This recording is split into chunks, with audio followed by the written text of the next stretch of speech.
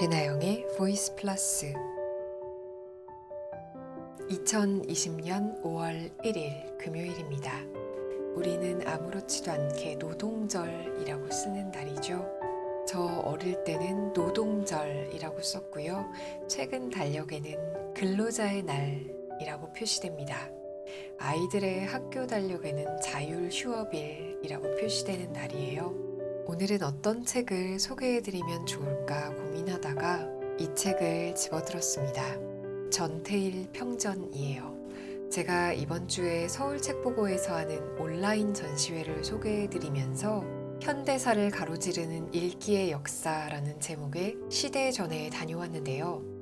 1945년 해방 이후부터 2000년대까지 이 50년이 훨씬 넘는 세월을 가로지르는 시대를 대표하는 책과 잡지들을 소개했어요. 이때 제가 각 시대별 베스트를 꼽으면서 80년대의 책으로 전태일 평전을 꼽았습니다. 서울책보고의 전시회에서 이 전태일 평전을 만난 후에 집에 와서 제 책장에서 이 책을 찾아보았어요. 똑같은 표지의 책이 저에게도 한 권 있더라고요. 심지어 책 날개에 있는 고 조영래 변호사의 소개가 세로 쓰기로 되어 있는 책입니다. 이 책이 1983년 6월 20일에 초판 1쇄를 발행했다고 써 있는데요. 91년 1월 10일에 개정판 1쇄를 발행한 후에 제가 가지고 있는 책은 96년 4월 3일 개정판 중쇄 책이네요. 네, 그 무렵에 제가 산 책인 것 같아요. 도장이 찍힌 인지도 붙어 있네요. 제가 근로자의 날을 맞아서 이 책을 소개할 수 있는 깜냥이 되나 싶어서 다시 한번 처음부터 끝까지 읽었는데요. 네, 여전히 가슴이 먹먹해지고 여전히 가슴을 울리는 책이더라고요. 저는 이렇게 오래된 책을 가지고 있지만 2009년에 나온 개정 신판 전태일 평전은 청소년도 읽기 쉽게 개정을 했다고 합니다. 제가 구구절절 감상을 늘어놓는 것보다 전태일이 정말 어떤 사람인지, 전태일이 직접 쓴 글을 발췌해서 읽으면서 그의 생각을 다시 한번 돌아보고 그의 행동이 어떤 의미가 있었는지 읽어보는 시간 가질게요. 전태일 평전, 조영래 지음, 돌베개. 왜 노예가 되어야 하나? 업주들은 한 끼 점심값에 200원을 쓰면서 어린 직공들은 하루 3끼 밥값이 50원. 이건 인간으로서는 행할 수 없는 행위입니다. 나이가 어리고 배운 것은 없지만 그들도 사람, 즉 인간입니다. 태어날 때부터 생각할 줄 알고 좋은 것을 보면 좋아할 줄 알고 즐거운 것을 보면 웃을 줄 아는 인간입니다. 다 같은 인간인데 어찌하여 빈한 자는 부한 자의 노예가 되어야 합니까? 왜 빈한 자는 하나님께서 택하신 안식일을 지킬 권리가 없습니까? 종교는 만인이 다 평등합니다. 법률도 만인이 다 평등합니다. 왜 가장 청순하고 때묻지 않은 어린 소녀들이 때묻고 더러운 부한 자의 거름이 되어야 합니까? 사회의 현실입니까? 빈부의 법칙입니까? 인간의 생명은 고귀한 것입니다. 부한 자의 생명처럼 약자의 생명도 고귀합니다. 천지 만물 살아 움직이는 생명은 다 고귀합니다. 죽기 싫어하는 것은 생물체의 본능입니다. 선생님, 여기 본능을 모르는 인간이 있습니다. 그저 빨리 고통을 느끼지 않고 죽기를 기다리는 생명체가 있습니다. 그리고 죽어가고 있습니다. 그것도 미생물이 아닌, 짐승이 아닌 인간이 있습니다. 인간, 부한 환경에서 거부당하고 사회라는 기구는 그들 연소자를 사회의 거름으로 쓰고 있습니다. 부한 자에 더 비대해지기 위한 거름으로. 선생님, 그들도 인간인고로 빵과 시간, 자유를 갈망합니다. 1970년 초에 소설 작품 초고에서 인간 최소한의 요구. 대통령에게 대통령 각하, 저는 서울특별시 성북구 쌍문동에 거주하는 22살의 청년입니다. 직업은 의류계통의 재단사로서 5년의 경력을 가지고 있습니다. 저의 직장은 시내 동대문구 평화시장으로서 종업원은 3만 명이 됩니다. 큰 맘모스 건물 4동에 분류되어 작업합니다. 한 공장에 평균 30명은 됩니다. 근로기준법에 해당이 되는 기업체임을 잘 압니다. 그러나 저희들은 근로기준법의 혜택을 조금도 못 받으며 더구나 3만여 명이 넘는 종업원의 90% 이상이 평균 연령 18살의 여성입니다. 기준법이 없다고 하더라도 인간으로서 어떻게 여자에게 하루 15시간의 작업을 강요합니까? 미싱사의 노동이라면 모든 노동 중에서 정신적, 육체적으로 제일 힘든 노동으로 여성들은 견뎌내지를 못합니다. 또한 3만여 명 중 40%를 차지하는 시다공들은 평균 연령 15살의 어린이들로서 육체적으로, 정신적으로 성장기에 있는 이들은 회복할 수 없는 결정적이고 치명적인 타격을 입고 있습니다. 전부가 다 영세민의 자녀들로서 굶주림과 어려운 현실을 이기려고 하루에 70원 내지 160원의 급료를 받으며 1일 15시간의 작업을 합니다. 사회는 이 착하고 깨끗한 동심에게 너무나 모질고 메마른 면만을 보입니다. 저는 여기에서 가깝게 간구하지 않을 수 없습니다. 저 착하디 착하고 깨끗한 동심을 좀 더 상하기 전에 보호하십시오. 근로기준법에서는 동심들의 보호를 성문화하였지만 왜 지키지 못합니까? 이 동심들이 자라면 사회는 과연 어떻게 되겠습니까? 저는 피 끓는 청년으로서 이런 현실에 종사하는 재단사로서 도저히 이 참혹한 현실을 받아들이지 못합니다. 저의 좁은 생각 끝에 이런 사실을 고치기 위하여 보호기관인 노동청과 시청 내에 있는 근로감독관실을 찾아가 구두로서 감독을 요구했습니다. 노동청에서 실태조사도 왔습니다만 아무런 대책이 없습니다. 1개월의 첫 주일과 셋째 주일, 이틀은 쉽니다. 이런 휴식으로서는 아무리 강철 같은 육체라도 곧 쇠퇴해버립니다. 일반 공무원들의 평균 근무 시간이 일주일에 45시간인데 비해 15살의 어린 시다공들은 일주일 98시간의 고된 작업에 시달립니다. 또한 평균 20살의 숙련 여공들은 대부분 6년 전후의 경력자들로서 대부분이 햇빛을 보지 못해 안질과 신경통, 신경성 위장병 환자입니다. 호흡기관 장애로 또는 폐결핵으로 많은 숙련 여공들은 생활의 보람을 못 느끼는 것입니다. 응당 근로기준법에 의하여 기업주는 건강진단을 시켜야 함에도 불구하고 법을 기만합니다. 한 공장의 30여 명 직공 중에서 겨우 2명이나 3명 정도를 평화시장 주식회사가 지정하는 병원에서 형식상의 진단을 마칩니다. 엑스레이 촬영 시에는 필름도 없는 촬영을 하며 아무런 사후 지시나 대책이 없습니다. 1인당 300원의 진단료를 기업주가 부담하기 때문입니까? 아니면 전부가 건강하기 때문입니까? 이것도 이 나라의 경제 발전을 위해서는 어쩔 수 없는 실태입니까? 하루속히 신체적으로 약한 여공들을 보호하십시오. 저희들의 요구는 1일 15시간의 작업시간을 1일 10시간에서 12시간으로 단축해달라는 겁니다. 한 달에 휴일 이틀을 늘려서 일요일마다 휴일로 쉬기를 원합니다. 건강진단을 정확하게 하여 주십시오. 시다공의 수당이 현재 70원 내지 100원인데 50% 이상 인상해 주십시오. 절대로 무리한 요구가 아닙니다. 인간으로서의 최소한의 요구입니다. 1969년 11월경에 집필한 것인데 발송하지는 않았던 것으로 보입니다. 원섭에게 보내는 편지.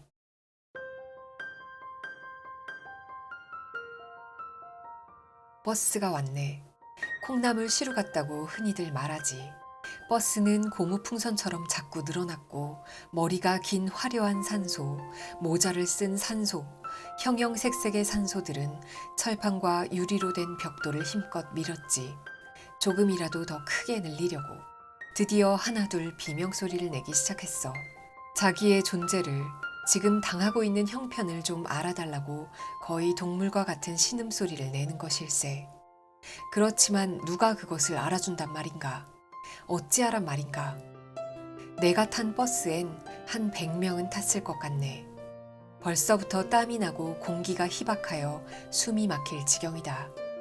묻 짐승보다 천대를 받는 인간들, 그것도 인간이 만든 차에게 말이다. 앞에 젖소가 트럭에 실려간다. 5마리를 칸막이를 해서 실었다. 우습지 원서봐. 악몽 같은 40분이 지나고 현장에 도착했지. 인부들이 나와 있었어. 늙은이가 넷, 중년 남자가 10여 명 되었고 나같이 젊은 사람은 셋이었어. 2사람은 다 훤칠한 키에 머리는 대학생 타입이고 얼굴은 더욱 학생 티를 내게 하는 애숭이 청년이었어. 일이 시작되었다. 나는 삽을 하나 배당받았지. 손잡이에 종이 상표도 안 떨어진 끝이 둥글고 뾰족한 어느 공사판에서나 볼 수 있는 삽이야. 15, 16명이 다 같은 목적을 가지고 판에다가 중단한 장차 지하실이 될 곳을 향해 파내려 갔지. 내가 집에서 생각하던 것처럼 두려움이라든지 또 수치심이라든지 하는 것은 조금도 없었어. 오늘 처음 왔건만 누구 하나 간섭이나 주의를 주는 사람도 없었지. 이름을 물어보는 사람도 없었고 나라는 존재를 인식하는 사람도 없었고 그저 묵묵하게 오늘 하루를 어떻게 견딜 것인가만을 생각하는 것 같아. 무슨 회사나 공장 같으면 최소한 이름 정도는 물어올 걸세. 그러나 묻는 게 다 뭔가 아는 채도 않네. 도무지 이상할 지경일세. 원래 노동판이란 다 그런 것인가 싶어. 밑바닥을 파 흙을 위로 올리는 작업이었어. 나는 뚱뚱한 중년 남자와 마주보고 삽질을 했지. 꽤 재미있는 일이었네. 반 시간이 되기도 전에 이마에 땀이 났고 손바닥이 후끈거리거든. 그런데 우스운 일이 있네. 나와 마주보고 삽질을 하던 그 배가 사장배 이상으로 앞으로 처지고 키는 1.7m나 될 사람이 어디서 얻어쓴 건지 기름에 절은 운전수 모자를 쓰고 바지는 군복 바지에 흰 고무신을 신었네. 런닝샷스는 구멍이 벌집처럼 뚫린 것을 입고 오른손엔 목장갑을 끼웠는데 손가락은 5개가 다 나오고 손바닥 부분만 장갑 구실을 하고 있었어. 얼굴은 일을 할 때나 쉴 때나 꼭 마도로스가 지평선을 바라보는 그런 표정이야. 그저 무의미하게 사물을 판단하지 않고 사는 사람 같았네. 삽질을 하나 점심을 먹으나 시종 무표정이야. 만약에 그 기름에 절은 운전수 모자를 벗겨버린다면 그 사람은 그 자리에서 쓰러져 바보가 되지 않으면 죽어버릴 것 같아. 그만큼 그 모자는 그 사람을 그 돌부처 같은 어떻게 표현할 수 없는 그런 얼굴을 하고 있는 그 사람 전체를 육체의 맨 꼭대기인 머리 위에 서서 감독하면서 그를 속세의 사람과 같이 만들어버리고 있었네. 지금 현재 삽질을 하고 있으니 말이야. 사실 그 사람이 삽질을 하고 있는 게 아니야. 그 때에 절은 모자가 하고 있는 거야. 얼마나 위로해야 할 나의 전체의 일부냐. 얼마나 불쌍한 현실의 패자냐. 얼마나 몸서리치는 사회의 한 색깔이냐. 배가 고프기 시작일세. 아직 일이 끝나려면 서너 시간은 있어야겠는데 뱃속에는 아무것도 없는 것 같고 머릿속이 텅 비어있네. 확실히 노동은 건강에 좋은가 보네. 내가 배고픈 것을 느끼고 있으니 말일세. 그 운전수 모자를 쓴 사람은 나보다 더 시장한가 보네. 벌써 2번이나 수도꼭지에 입을 대고 그리고도 시원찮은지 담배를 꺼내 피우기를 서너 번. 그래도 무엇이 부족한지 연방 10장 쪽을 쳐다본다. 새삽 뜨고 또 쳐다본다. 왜 그렇게 쳐다보는지 처음에는 궁금했으나 나의 궁금을 풀어주기나 하려는 듯 10장이 간식을 가지고 오는 것이 아닌가. 아, 얼마나 반가운 물질이냐.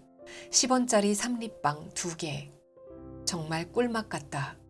2개만 더 있었으면 얼마나 족할까. 너무 시장했으므로 코끼리의 비스켓 정도밖에 욕구를 못 채웠네. 오후 5시. 아, 얼마만 더 지나면 집에를 갈 수 있겠구나. 빨리 가고 싶다. 그 보기 싫던 열무김치에라도 20년을 하루같이 나를 대하던 구수한 밥을 마음껏 욕심을 내어 먹어보리라. 이런 공상을 하면서 한 짓을 계속하고 있었네. 손바닥은 부르터서 피가 나오고 허리는 아파서 펴질 못하겠네. 얼마 있지 않으면 7시가 되겠지.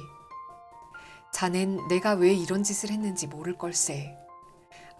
나도 이런 짓을 하리라고는 생각 못하였네. 오늘 하루를 무사히 넘겨 나는 그저 내일을 위해 오늘을 빨리 넘기려는 생각밖에 없었네. 아침 때 생각으로는 말일세. 자넨 내가 3년 전부터 제품 개통의 재단사인 줄로만 알 걸세. 그리고 묻지 않는 자네의 그 침착한 성격을 잘 아네. 지금쯤은 한참 골똘하게 생각을 하고 있겠지. 애써 생각하지는 말게. 내가 서서히 실토할 테니까. 들어보게. 이런 현실 속에서 떨어져 나온 나일세. 내가 일하던 공장은 종업원이 30여 명쯤 되는 어린아이들 잠바를 만드는 곳이었다네. 지금은 가을 잠바를 만들지만 조금 있으면 동봉용으로 잠바 속에다 털을 넣고 스폰지를 넣을 걸세. 종업원 대부분이 여자로서 평균 연령 19에서 20살 정도가 미싱을 하는 사람들이고 14살에서 18살이 시다를 하는 사람들일세. 보통 아침 출근은 8시 반 정도, 퇴근은 오후 10시부터 11시 반 사이일세. 어떤가? 너무 지루하다고 생각하지 않나? 여기에 문제가 있네. 시간을 따져보세. 하루에 몇 시간인가? 하루 14시간일세. 어떻게 어린 시다공들이 이런 장시간을 견뎌내겠는가? 연령이 많은 미신공들도 마찬가지일세. 남자들보다 신체적으로나 정신적으로 약한 여공들이 더구나 재봉일이라면 모든 노동 중에서 제일 고된 노동일세. 정신과 육체를 조금이라도 분리시키면 작업이 안 되거든. 공사판 인부들은 육체적 힘을 요구하고 사무원은 정신적 노동을 요구하지만 재봉사들은 양자를 다 요구해. 그 많은 먼지 속에서 하루 14시간의 작업을 마치고 집으로 돌아가는 노동자들의 모습은 너무나 애처롭네. 아무리 부유한 환경에서 거부당한 사람들이지만 이 사람들도 체력에 한계가 있는 인간이 아닌가. 원서봐, 나는 재단사로서 이 사람들과 눈만 뜨면 같이 지내거든. 정말 여간 고역이 아니야. 이제 겨우 14살이 된 어린아이가 아침부터 퇴근 시간까지 그 힘에 겨운 작업량을 빨리 제 시간에 못해서 상관인 재봉사들에게 꾸중을 듣고 점심시간이면 싸가지고 온 도시락을 먹는데 코끼리가 비스켓을 먹는 정도의 양밖에 안 될 거야. 부잣집 자녀들 같으면 집에서 아버지 어머니 앞에서 한창 재롱이나 떨 나이에 생존 경쟁이라는 없어도 될 악마는 이 어린 동심에게 너무나 가혹한 매질을 하고 있네. 서. 우리가 이야기하려는 사람은 누구인가? 전태일. 평화시장에서 일하던 재단사라는 이름의 청년 노동자. 1948년 8월 26일 대구에서 태어나 1970년 11월 13일 서울 평화시장 앞 길거리에서 22의 젊음으로 몸을 불살라 죽었다. 그의 죽음을 사람들은 인간선언이라고 부른다. 인간선언. 가난과 질병과 무교육의 굴레 속에 묶인 버림받은 목숨들에게도 저임금으로 혹사당하고 있는 노동자들에게도 먼지 구덩이 속에서 햇빛 한 번 못 보고 하루 16시간을 노동해야 하는 어린 여공들에게도 인간으로서의 최소한의 요구가 있다는 것을 밝히기 위하여 그는 죽었다. 그는 말하였다. 인간의 생명은 고귀한 것이라고. 부자의 생명처럼 약자의 생명도 고귀한 것이라고. 그는 고발하였다. 이 사회의 밑바닥에는 인간이면서도 짐승이 아닌 인간이면서도 그저 빨리 고통을 느끼지 않고 죽기를 기다리는 그리고 죽어가고 있는 생명체들이 있다고. 이들은 모든 생활에서 인간적인 요소를 말살당하고 오직 고삐에 매인 금수처럼 줄인 창자를 채우기 위하여 끌려다니고 있다고. 그리하여 그는 맹세하였다. 인간을 물질화하는 세대, 한 인간이 인간으로서의 모든 것을 박탈당하고 박탈하고 있는 이 무시무시한 세대에서 나는 절대로 어떠한 불의와도 타협하지 않을 것이며 동시에 어떠한 불의도 묵과하지 않고 주목하고 시정하려고 노력할 것이라고. 그는 싸웠고 그는 죽어갔다. 매일매일 수많은 노동자들이 죽어간다. 직업병이 숱한 젊은 목숨들을 갉아먹고 때로는 인간 이하의 가혹한 노동 환경이 불운한 노동자들을 비명에 죽게 하고 해마다 수백 수천 명의 광부들이 무너진 갱도 속에 생매장되어 가도 세상은 눈 하나 깜짝하지 아니한다. 가난에 못 박혀 스스로 목숨을 끊는 수많은 밑바닥 인간들의 죽음의 사연은 세상에 관심 밖의 일이다. 그래서 사람들은 파리 목숨이라고 말한다. 노동자의 죽음은 이름이 없다. 그러나 전태일의 경우는 달랐다. 그는 국민학교도 제대로 다니지 못하였고 평생을 줄인 창자가 차도록 밥 한 끼 포식해본 일이 드물었으며 죽을 때까지도 무허가 판자촌에서 살았지만 비록 그는 아무도 알아주지 아니하고 누구에게도 존경을 받아보지 못하고 이름 없이 살아온 핫바리 인생이었지만 내 죽음을 헛되이 하지 말라고 외치며 죽어간 그의 죽음만은 세상에 알려졌고 세상에 충격을 주었고 마침내 얼음처럼 굳고 차디찬 현실을 뚫는 불꽃이 되어 하나의 사건으로 역사적인 사건으로 기록되게 되었다. 그의 죽음이 세상에 던진 충격, 그의 죽음이 우리 민중의 역사에 끼친 영향은 오늘 이 시점에서까지도 충분히 측량할 수가 없다. 노동운동을 하던 한 젊은이가 근로기준법 책을 불태우고 그와 함께 스스로 불태워 죽었다는 이 보기 드문 사연이 세상에 알려지자 우리 사회에 하나의 놀라운 변화가 일어났다. 그의 죽음과 함께 평화시장 어두운 골방 속 참혹한 노동에 관한 소식이 세상에 알려졌고 그것이 발단이 되어 전체 한국 노동자들이 겪고 있는 인간 이하의 고통에 대한 관심이 새로이 일어나기 시작했다. 사람들은 이제껏 아무도 발음하려고 하지 않던 노동자니 노동운동인이 하는 어휘들을 입에 올리기 시작했다. 영원한 침묵의 그늘 속에 덮여 버려져 있던 노동 문제가 신문, 잡지, 지식인들의 대화, 학생과 노동자들의 항의의 목소리 속에 공공연히 나타나게 되었다. 이러한 사태의 변화와 발전은 물론 그 당시의 정치 사회적 조건 아래에서 가능하게 되었던 것이지만 그러나 그럼에도 불구하고 그것은 전태일이라는 한 인간의 육성이 그 처절한 사랑과 분노로 항의로 불타는 육탄이 우리 사회에 던진 충격의 결과였다. 전태일의 몸을 불사른 불꽃은 인간 선언의 불꽃이었다. 그것은 불의의 힘이 아무리 강성하여도 그리하여 그것이 아무리 인간을 짓누르고 무력화하고 파괴하여도 그럼에도 불구하고 인간은 끝내 노예일 수 없고 끝내 인간일 수밖에 없다는 진실을, 그 폭탄적인 진실을 온몸으로써 증명한 인간 역사의 영원한 승리의 기념비였다. 그리고 이 땅 위에 인간이 죽어 모두 없어지지 아니하는 한 전태일의 불꽃도 결코 죽지 않는다. 인간을 불구로 만드는 권력이 존재하는 한 억압과 착취가 인류사에서 완전히 사라져버리지 않는 한 전태일 투쟁은 결코 끝나지 않는다.